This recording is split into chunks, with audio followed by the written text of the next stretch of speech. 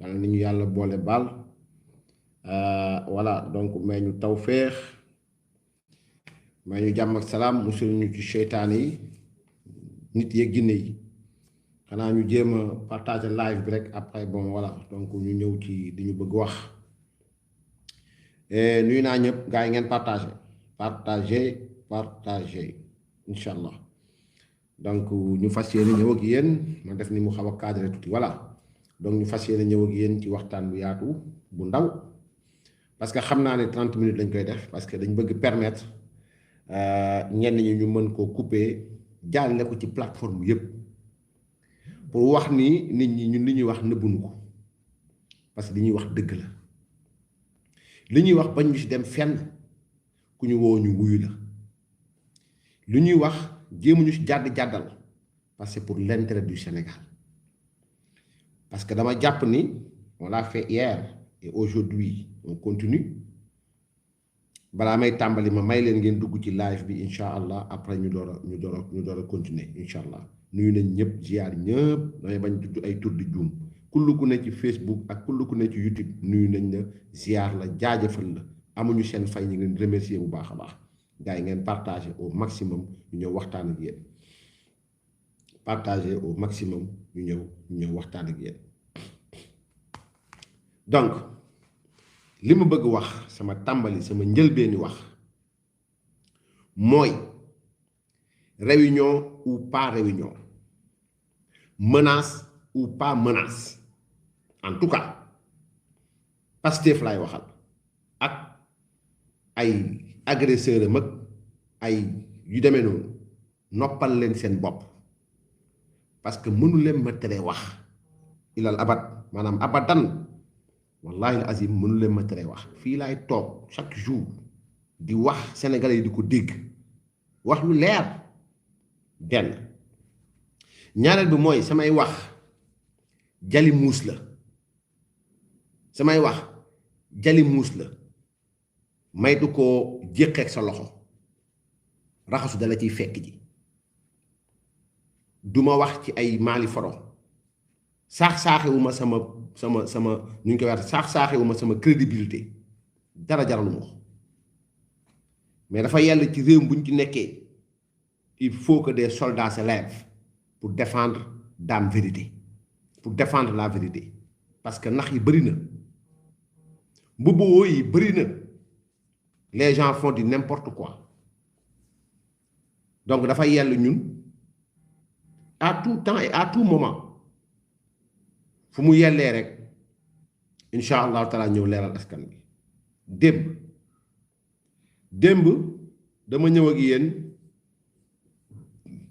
ci benn partie ci partie yi nga xam ni ci épisode yi beaucoup d'internautes m'ont demandé ñu ñëwaat ci mbir mi bon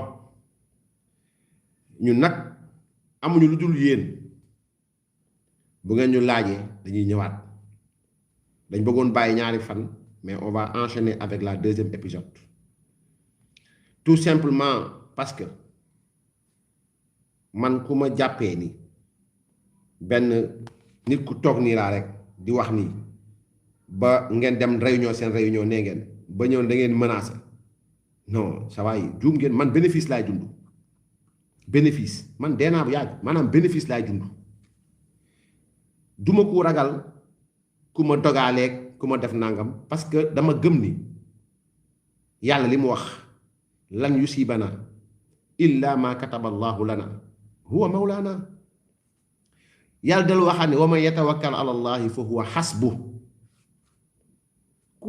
ku wàkkilu yàlla mu doy la l'essentiel mooy que li may def sosalu ma ci nit fanalu ma ci nit je dis des choses telles qu'elles sont je relate les faits tels qu'ils ont été vécus maanaam damay nettali mbir yi na mu demee woon beaucoup de personnes ont appris hier jàng nañ ñu bëri jàng nañ démb loo xam ni nit moo ko doon nëbb ci sénégalais yi te war ñoo jiite ëllëg ànd seeg ay nit yoo xam dañuy nëbbatu ci ay jikko yu bon yoo xamante ni saa waay ñoom ñi ngi dëkk di ko def donc comme ni ma leen ko defalee woon njàmbaas yàqul sër day tax mu gën a gudd rek gën a mat moo tax bu ñu tàmbalee suñu épisode 2 bii chronique d'un imposteur né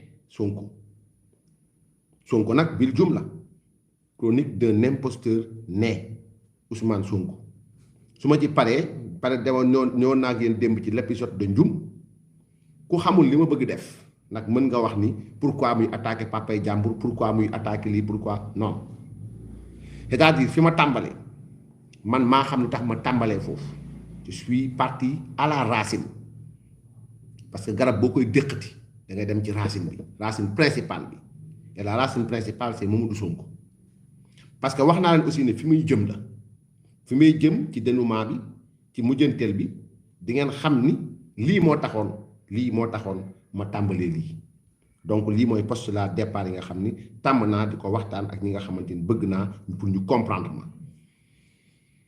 beneen bi mooy Pape Alé Niang Pape Alé je lui ai posé une question hier je pense qu'il n'a pas répondu je vais encore poser une autre question aujourd'hui avec d'autres indices mais cette fois-ci dinaa ci laaxaale Ousmane Sonko ku bëgg weddi woo ma nga jéem ko weddi mais li may wax su ma ko waxee ba pare balaa live bee jeex tur laa leen tuddal ci biir Pastef su ma ko tuddee nag maintenant ñoom ñoo xam ndax maanaam loolu am na fa am amu fa mais en tout cas li ma wax Pape Alé Niang démb que ni ca hôtel ya ca resto ya ca rendez-vous ya ca dóor dàqe ba Rodriguez donc loolu laa bëggoon tàmbalee samay postulat de départ démb ma duggoon ak yéen ci l'épisode de Ndioum avec le PIP wax naa ki ko sos moo sos li nga xamante ni moom mooy centre social bu bopp celui qu'on appelait le lion de Dunguel wax naa leen li nga xam ne moom moo fa xewoon expliqué naa leen lu bari ci jaar-jaar ki nga xamante ni moom moo nekkoon le premier directeur du projet ñu koy doon woowe Mamadou Sonko man dama bëgg bu fekkee ni Pastef ak ñii leen di déglu man dama jàpp ne bu nekkee dëgg moo leen leer woote leen Podor Ndioum mais il faut appeler les gens de Ndioum vos militants qui sont à Ndioum là appelez-les ils vous diront effectivement Ousmane Sonko papaam am na fa doom ça c'est clair du lu ma sos appelez ceux qui sont de Ndioum précisément à Podor appelez ceux qui sont de Ndioum ils vous diront que ni papay Ousmane Sonko am na fa doom bu tudd Ibrahima Sonko rappeur la man maa ko wax benn la deuxième chose mooy waxoon naa démb am na ku mu fa nekkaloon loolu damay bàyyi ñoom Ousmane la jënti ko dugguma ci parce que am fa nekkaloon dama koy suturaal wax naa leen ni aussi il a parlé de deuxième radiation man leen du fonction publique c'est faux il était au PIP bu Podor maintenant malversation détournement de fonds amee fa ay bor voilà la triste fin du séjour de Mamadou Sonko à Ndioum falaa tàqalikoo nag yéen démb ne leen lorsqu'il fut relevé par le coordinateur du PIP le fameux lion de Dunguel donc bañ ko relevé ñëw nañ bañ koy relevé ànd ak ko war relevé te moom xamul ne moom la ñu war relevé avant ça il a eu des problèmes avec des opérateurs économiques je vous avais parlé hier li nga xam ne mooy Jokkale Endam regroupé woon ay association yu bari ci Podor parce que Podor dafa yaatu Podor yaatu na trop donc Ndioum du moins Ndioum li ko wër ci ay dëkk bëri na mais c'est des cubalo donc c'est des cubalo donc dëkk yi nekk foofu bëri nañ trop cubalo yi may dégg xam nañ bu baax a baax et y a d'éminents cubalo yoo xamante ils ont participé activement à l'essor de cette contrée maanaam ci li nga xam moom mooy Podor te Baaba Maal di ko way Douaïra en pulaar donc bañ ko relever foofu avant ñu koy relever il est parti parce que dafa amoon ay bor waxoon naa leen ne Tay Saaxo benn commerçant bu ñu woowee Tay Saaxo moo ci gënoon a fës ci ñi nga xam ne moom la papa yi Sonko ameloon bor Donc kooku elle avait exigé à ce que le père de Ousmane Sonko lui paye son argent tout bonnement. Donc à un moment donné aussi voilà donc mënul woon fay il est revenu fi nga xamante ni moom mooy nu mu tudd sax il est revenu à Sébikotane vendre la maison de Sébikotane. Il est revenu à Sébikotane jaay kër gi nekkoon Sébikotane. Et je vous ai dit en 1983 donc voilà yaayu Ousmane Sonko dem ñibbi fi nga xamante moom mooy Ziguinchor Sonko mi ngi desoon foofu donc parce que il devait continuer son apprentissage à l'école. Donc dama leen may ngeen déglu Ousmane Sonko dans la deuxième partie du vidéo parce que naa la man du ma ko sosal voilà. L'écart culturel, les incompréhensions qui ont produit d'ailleurs la crise qu'on connaît. Mais cette femme m'a beaucoup marqué. Te jàngaluñu lu dul liggéey jub doylu surtout doylu. Et jusqu'à présent elle me marque parce que ñi ñëpp xam nañ elle est imperturbable.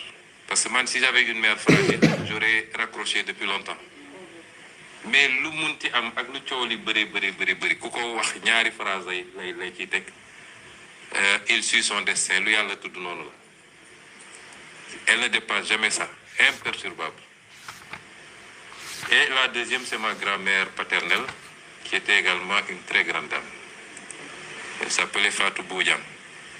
Lima xam yépp moo ma ko jàngal. On est rentré en Casamance en 82. Parce que moi, je suis né à Thiès. Nitu Thiès la ci benn boor bi. Waaw sa Thiès la maa ngi koy ñoo bokk dëkk.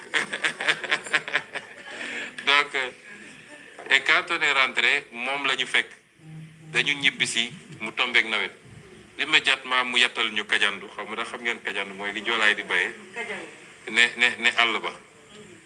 Donc de 82 à 93 amul année boo xam ne ànduma ak moom dugg ci àll bi bay. Donc jàppal leen ma année bi de 82 à 93 de 82 à 1993 donc. Ousmane Sonko voilà donc nee na boobu la dem defi ji li nga xamante ni moom mooy nekk foofu ci maamam foofu seen village donc voilà donc moo bëgg ñëw ak yéen ci deuxième phase bi parce que démb fi ma yemoon ak yéen mooy papaam këpp na kees PIP dàq nañ ko mais en même temps aussi il avait des problèmes yu grave ak ay commerçants il a été obligé de vendre sa maison pour mën a fay ay borom. Donc il a vendu la maison du coup donc voilà donc du coup voilà donc xale njaboot gi ñibbi fi nga xamante moom mooy Ziguinchor. Et vous voyez bien que donc voilà donc lui il faisait la navette. Donc maintenant wax naa démb aussi ne pas ba mu demee Ziguinchor il a ouvert un restaurant le Palmier la ubbi ci buntu port bi dendeek Tessito ci buntu port bi.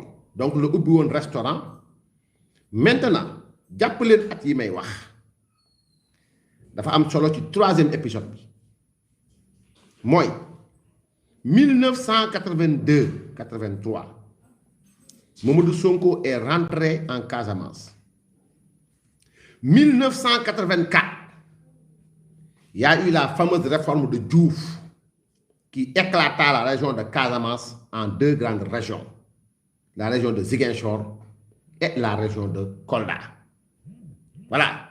jàpp leen li may wax en 1984 dafa am réforme bu Abdou Diouf def indi Ziguinchor bu nekk région mu indi Kolda mu nekk région paa bi ñibbi Ziguinchor dajeeg réforme bu mel noonu mu dajeeg aussi li nga xam ni dinaa leen ko dugalal en commentaire ngeen gis ko incha allah mooy Abdou Diouf dafa indi ay réforme copte ay cadre casacé yoo xam dañ nekkoon ci rébellion mu dugal leen ci administration ñenn ñi parce qu'ils avaient accepté de déposer les armes ñi ci des ñu jël seeni jabar jox leen ay projet ay GIE ñu nekk di liggéey ci biir GIE yooyu papay Ousmane Sonko créé GIE Tabar ànd seeg ay jigéen yoo xam ni leur métier était nu mu tudd sax dem jënd ji ay sol wala ay crevettes wala ay fruits de mer yu demee noonu si pëx ak yu demee noonu pour dem di ko jaay. Donc ces braves dames issues du cercle restreint du MFDC bi nga xam nangu woon nañu déposer les armes, ce qui n'avait pas d'outil plus à l'abbé Augustin Diamacoune Senghor, qui a taxé de tous les noms d'oiseaux ki nga xam mooy Abdou Diouf. N'oublions pas la grande marche qui a eu lieu à Ziguinchor bi ñu doon marche di wàcce drapeau vert jaune rouge Sénégal takk ci ay drapeau yu weex. Cette fameuse marche initiée par ñoom Abbé Diamacoune Senghor ñoom Kourouma Sané ñoom ci xeet googu noonu. Donc l'affaire était grave ñu commencé di xeex ak ay fit. Abdou Diouf en bon stratège était obligé mu xar parce que tout simplement dans les manifestes yi Diamacoune Senghor bindoon, Abdou Diouf avait vu à un moment donné que dans la rébellion on avait exclu un peu les Peuls du Kolda, du Foulan. Maintenant en bon stratège Abdou Diouf xar région mu nekk ñaar Ziguinchor fii Kolda fële pour diminuer les forces. Mais la revendication du Macky restait la même, l'indépendance pour la Casamance. Et la Casamance commence où? À partir de Banjul, les 3 B, Banjul, Bignona, Bissau, moi les 3 B. Maintenant, Casamance, nous avons dit le Gabou. Bu ñu waxee le Gabou mooy dem ba Tambacounda et c'est d'ailleurs la raison pour laquelle Ousmane Sonko parlait de ni Casamance am na frontière ak Mali. Il l'a dit, tout le monde l'a entendu. Ça c'est dans la revendication MFDC. Mais revenons-en, ñu arrière tout pour ngeen comprendre. Jàpp leen date yi 83 Mamadou Sonko est revenu à Ziguinchor. 84 réforme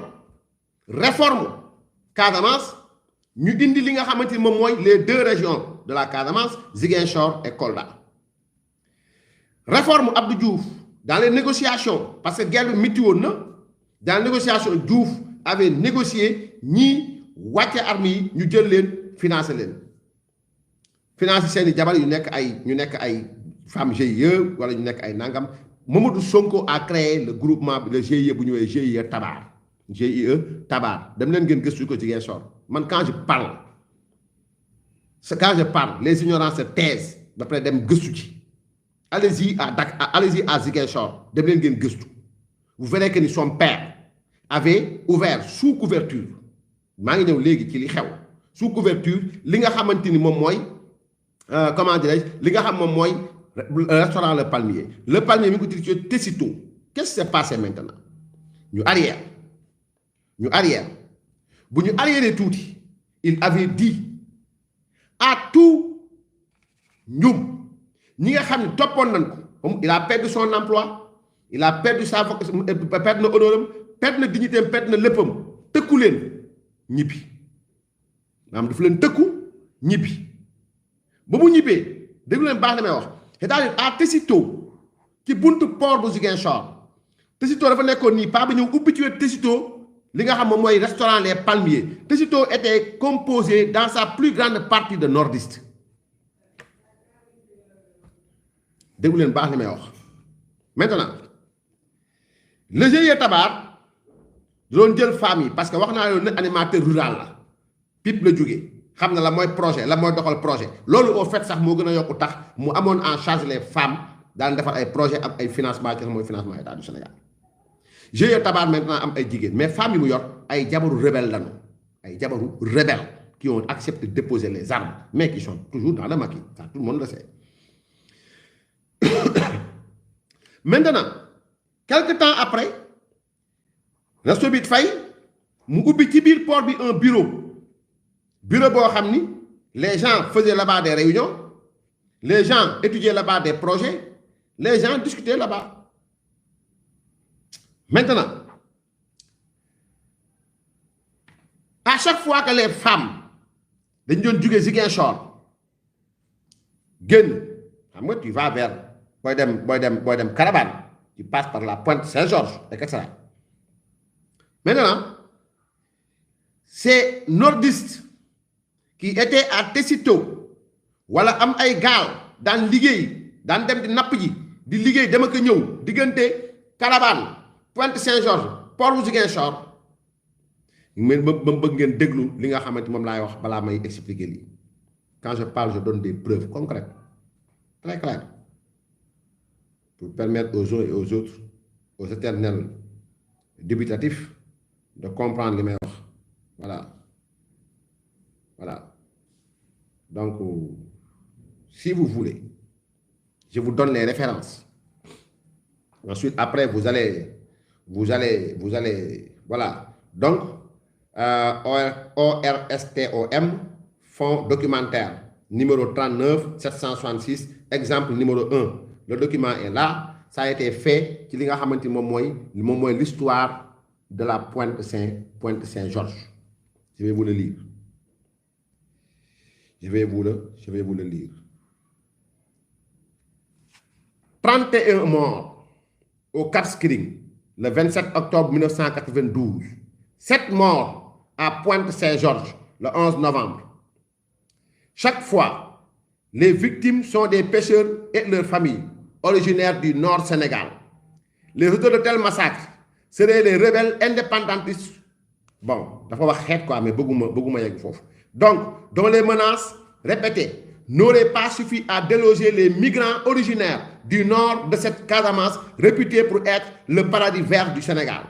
Et ces événements s'inscrivaient dans la même logique que les affrontements avec le gouvernement sénégalais en 1982. Et plus récemment, le massacre de Kagit en août 1992. Il témoignerait de la volonté des rebelles, quoi, parce que vous ça, je vous ai dit que les Diola, s'ils sont 100, les 95 sont contre le maquis. Voilà, ces articles-là, je ne lis pas tout le fait.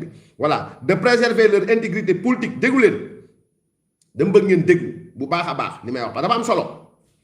31 morts au Cap Skirring le 27 octobre 1992. Octobre 1992. Le 27 octobre. 31 morts, Cap Skirring. 7 morts à la Pointe Saint-Georges, le 11 novembre. Chaque fois, les victimes sont des pêcheurs et leurs familles, originaires du nord du Sénégal. Les auteurs de tels massacres seraient les rebelles indépendantistes, etc., dont les menaces répétées n'auraient pas suffi à déloger les migrants originaires du nord de cette Casamance, réputée pour être le paradis vert du Sénégal. Et ces événements s'inscriraient dans la même logique que les affrontements avec le gouvernement sénégalais en 1982 et plus récemment le massacre de Kagit en août 1992. Il témoignerait de la volonté des indépendantistes de préserver leur intégrité politique, économique et sociale. Donc, dégg ngeen li ma leen liiral à Tessito nag maintenant Mamadou Sonko aurait informé via les femmes qui faisaient la navette entre le port de Ziguinchor et le Cap Skirring ou le port de Carabane.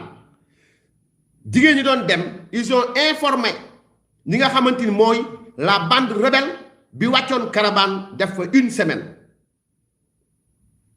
Ils ont interdit à tout le village ñu génn interdit ñëpp ñu dugg xam nga boo ñëwee Pointe Saint-Georges ay cabane la ñoo xam gars yi ci la ñuy nekk. Ces nordistes revenus de la pêche wàcc foofu le 11 novembre 1992 à la Pointe Saint-Georges on a fait sortir des Sénégalais pêcheurs. Beaucoup de Sénégalais pêcheurs teg leen ci rive bi maanaam rive bi teg leen ci rive bi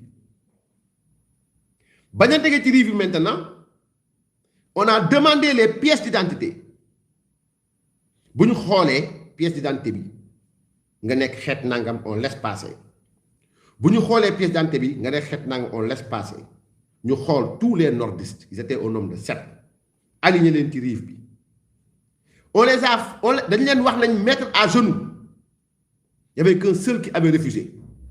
Nous pressons, nous têtes. Ils les ont lâchement abattus. Ils ont repris leur chemin.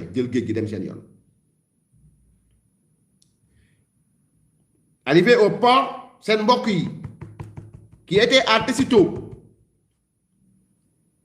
Dem, le général Dieng, jamono yi moo fa nekk.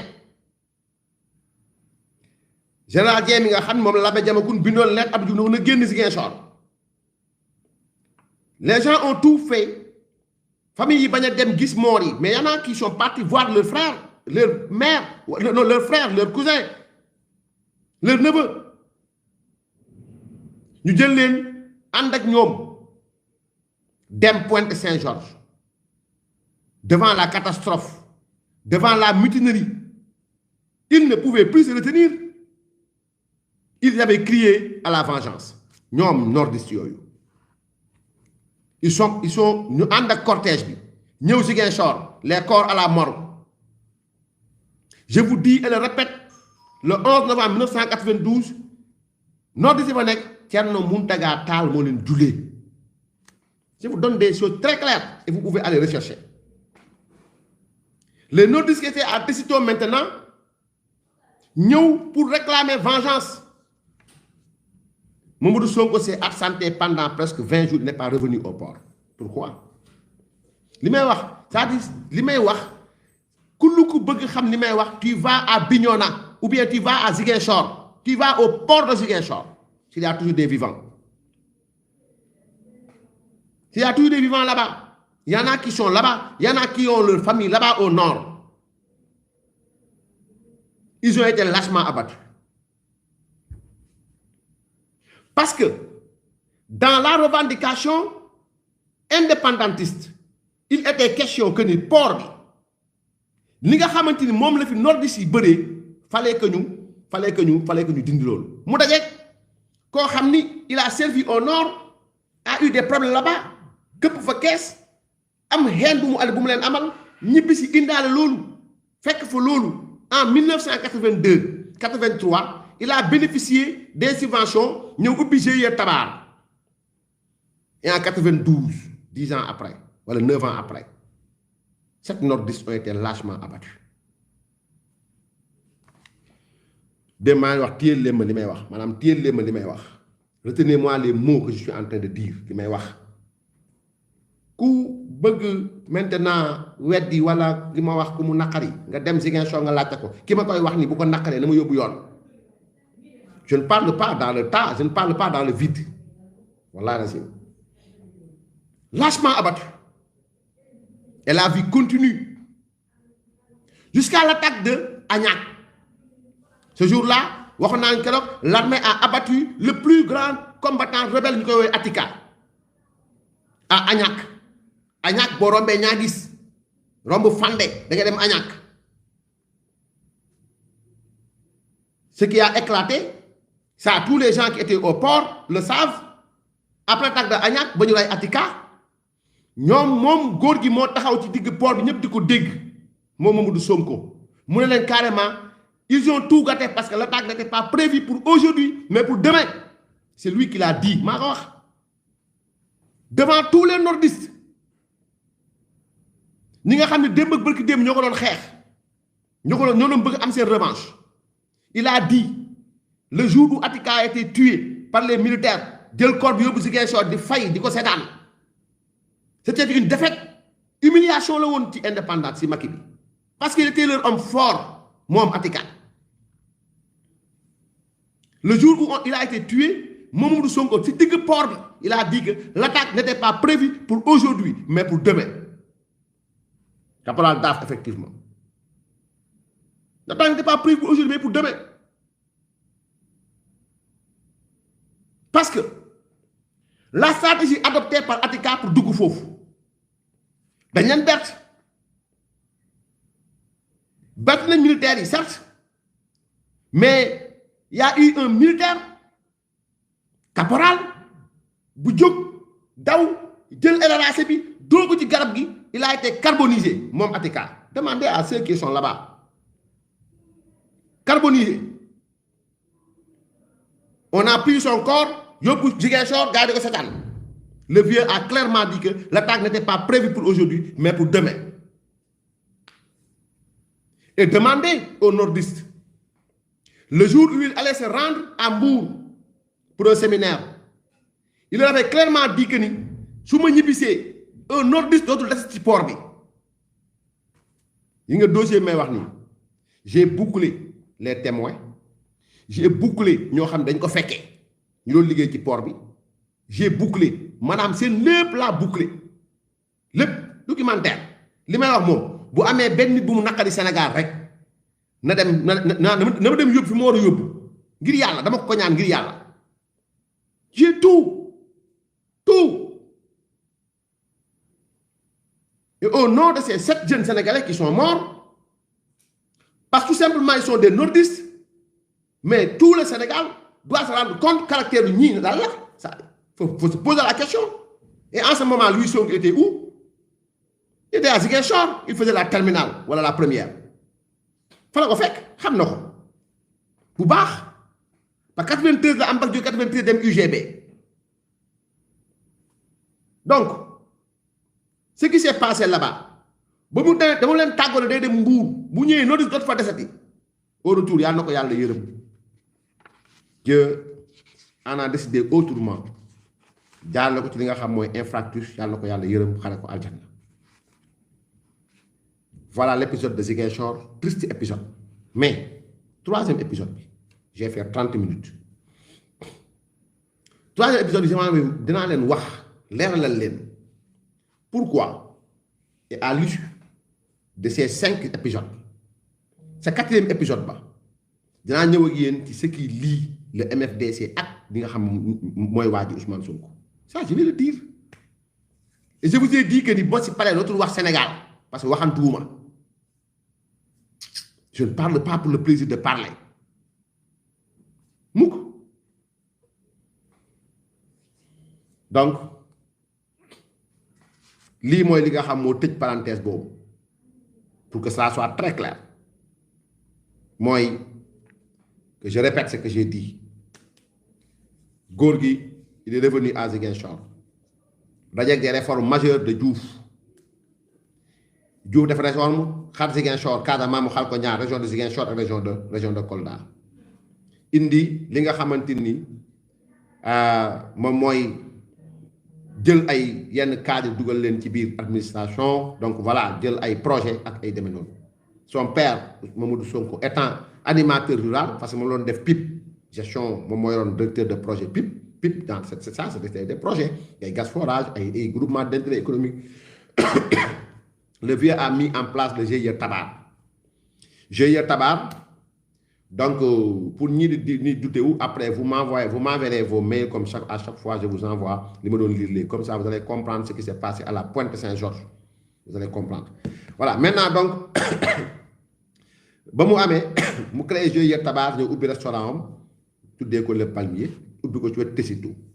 Tessito était composé dans sa globalité, même le port, dans sa globalité de nordiste. Donc, le vieux, après quelques temps, a fermé le restaurant pour aller ouvrir un bureau dans le port. Bureau de là, tous les renseignements partaient du port de Ziguinchor vers la Pointe Saint-Georges pour aller à Carabane. Donc, les femmes qui menaient activité, donc ils ont informé le maquis qui a fait une semaine à la Pointe Saint-Georges, heure bi, nombre bi, nangam sangam. Le 11 novembre 1992, ils ont été lâchement abattus sur les rives de la Pointe Saint-Georges. Donc, à l'avenir, Inch'Allah, au 4e épisode, donc au 4e épisode, dana am lu bari lu ma wax fi tay ci bobu la koy leral. Ci bobu la koy leral. Qu'est-ce qui a été à l'origine ci li nga xamanteni mom moy tan biñ tan ñenn ñi. Donc, nuñ koy waxatee sax ma ñëw nag léegi ci Pape Alé Niang. Pape Alé dem laajoon naa la ndax xam nga Rodriguez tontu woo. Pape Alé Niang laaj naa la dem ndax xam nga Rodriguez nga ne xamoo ko ok Rodriguez ndax xamoo ko ci baar bu ñuy wooyee baar Coppe usine benn tali ndax amoo fa woon xarit bu ñu doon wooyee Kose Diagne tu étais toujours accompagné par Abdoulaye Ba kooku ma lay wax ñu ngi ko affecté Tambacounda loolu dafa leer de ma ne Pape Alé Niang dama laaj ndax xam nga Rodriguez nga ne xamoo Rodriguez jàpp leen bind leen tur yi may wax ngeen posé question bi mooy Pape Alé ndax xam nga baar Coppe usine benn tali est-ce que amoo fa woon xarit bu ñu woowee Kose Diagne ndax amoo fa woon xarit bu ñu woowee Ablaye Ba actuellement il est à Tambacounda il est affecté à Tambacounda Pape Alé question laa la posé ñoo gëma ci dossier bi de dama lay jukkil rek pour nga comprendre dama lay jukkil maanaam pour nga comprendre gis nga ànd sàmm jikko yi laay waxal je suis en train de dire tey lu garaaw su ma ci paree nag ku mu neex nga ànd ak ñoom ku mu neexul bon voilà yéen a ma gën a xam mais voilà donc mel ma tuuti appel yi moom boo si uyul allo waaw dama nekk di live nii baal moo pare ma wala voilà donc Pape Alé dama la jox ay tur bii di ñëw naa la joxaat ay tur balaa ma ñëw sa dossier yow donc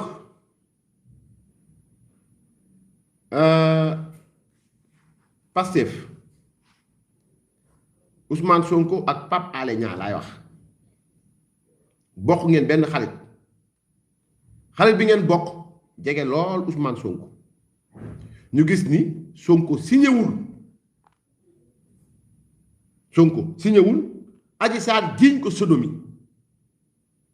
yow it ma laaj la Rodriguez laaj la baar Coppe usine benn tali laaj la Kose ak ñoom Ablaye ndax xam nga leen wala xamoo leen mais yow ak Ousmane Sonko naa leen laaj benn laaj bu am solo koo xam da ngeen ko bokk seen benn xarit la mi ngi Pastef bii di ñëw ci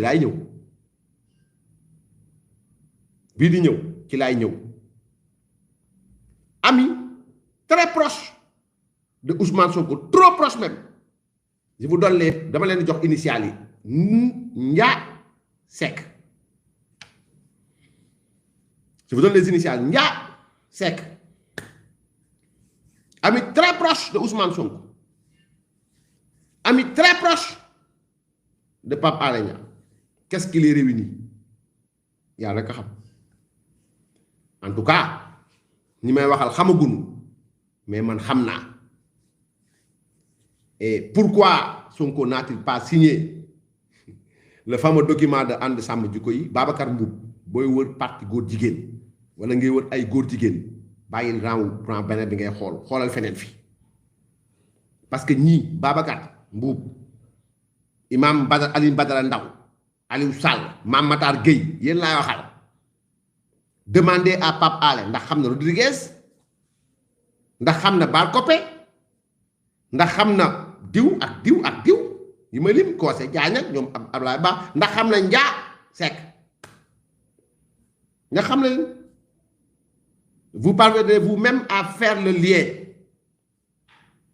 billahi wallahi ami très proche de Ousmane Sonko ami très proche de Pape Alé Niang et ami très proche da ay bàjjan yaayu milieu Pape Alé Niang am na gars yi ñu woowee yaayu milieu comme ni jigéen ji amee ñu ne kii ndayale nañ ko Pape Alé man defe naa ni Pape Alé su ma juumul bu fekkee def nga sa investigation Pape Alé dama bëgg nga def investigation ci homosexuels yi nga laajal ma leen lan mooy yaayu milieu maanaam nga jël sa bopp ndayele ko kenn mu nekk sa yaayu milieu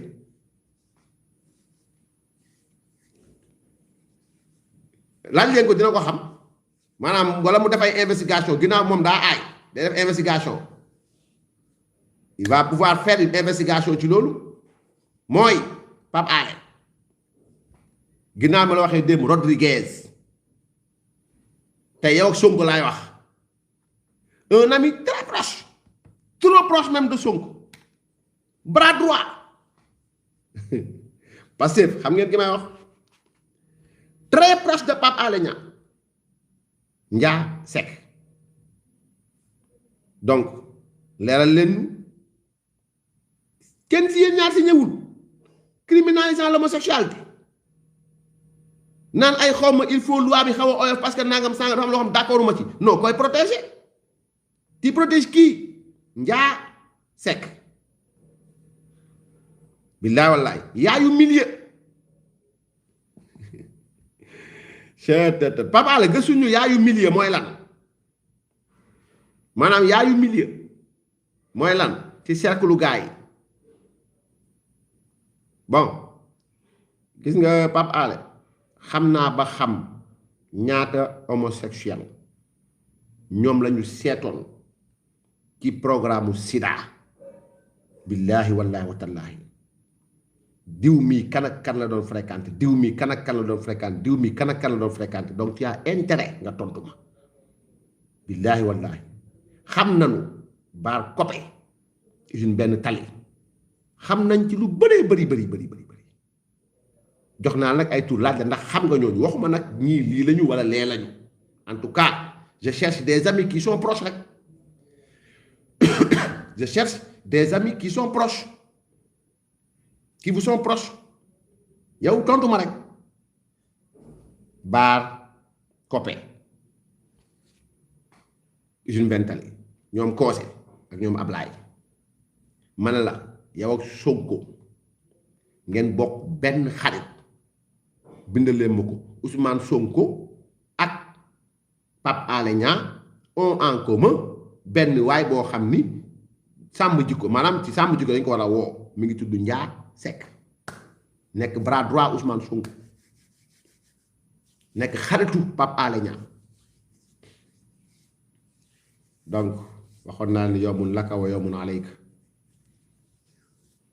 wallahi azim insha allahu taala ma pare ak yéen rek Sénégal xam yéenay ñan menacez comme bon vous semble faites ce que vous voulez en tout cas insha allahu taala donc voilà li ma war a wax naa ko wax donc ñu ngi leen di sant bu baax a baax di leen gërëm bu baax a baax di leen jox rendez-vous après demain ci troisième épisode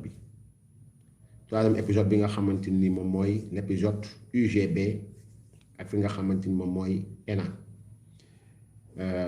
dinaa ñëw ci lu yaatoo yaatu ci lu baree bari donc ci chronique d'un imposteur né Ousmane Sonko donc mën nga fen si àdduna lu mu la neexee mais ñu indi si lu juste 2 mois pour Sénégalais yëpp xam yaay kan billaay wallaay donc je venais de fermer l'épisode de Ziguinchor ci lu ndaw a ndaw parce que naa ko ubbiwaat ci 4e épisode bi donc sant nañ ñëpp gërëm ñëpp ñaan yàlla Sénégal yàlla si yàlla def jàmm ak salaam di ñaanal président Macky Sall di ko wax ni gis nga njiit dafa am solo gars yi mën nañ jaay reewande bu ne ku ne jaar na fi mais boobu ba léegi ñoom la seen awra nekk ci biti bu ma waxee awra nag newul kii de ñoom la seen awra nekk ci biti awra ça veut pas dire que toujours loolu awra baati olof la maanaam boobu ba léegi dinañ koy song ku mu neex nga xas ku mu neex nga saaga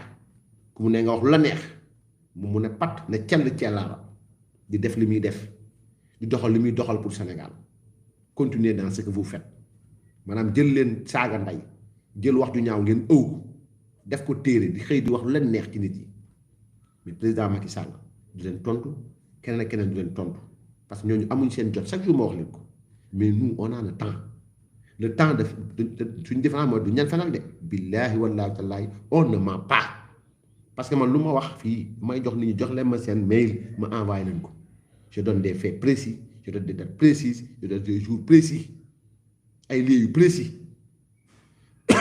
man leen ku ci bëgg am la leer da ngay dem Ziguinchor nga laajte donc Barthélemy wax na point de presse xas Macky Sall wala xasu ko wala nangam sangam moom la Barthélemy xas na waajuram bu góor Barthélemy xas na tantam bàjjanam donc bu mujjee Barthélemy xas na fi ku ne donc bu mujjee ci Macky Sall dañ naan dugguleen maanaam na wax lu ko neex incha allah donc yàlla nañu yàlla may tawféex may ñu saadatu daarayni donc sant nañ ñëpp gërëm nañ ñëpp Pape Alé Niang yow Ousmane Sonko leeral leen Sénégalais ci Njaa Seck mais Pape Alé yow laa laaj nga la baal koppe benn tali usine benn tali baal koppe usine benn tali Pape Alé ndax xam nga ko dem laaj naa Rodriguez ndax xam nga Koose ndax xam nga Ablaye ay wax day leer Pape Alé est-ce que xam nga Koose est-ce que xam nga Ablaye mi ngi Tamba présentement est-ce que xam nga ñooñu mais seen xarit bi nga bokk yow Ousmane Njaa Seck naa ñëw ci business tour bi sant nañ ñëpp gërëm nañ ñëpp yàlla na yàlla def jàmm Sénégal def fi tawféex def fi naataange jaajëf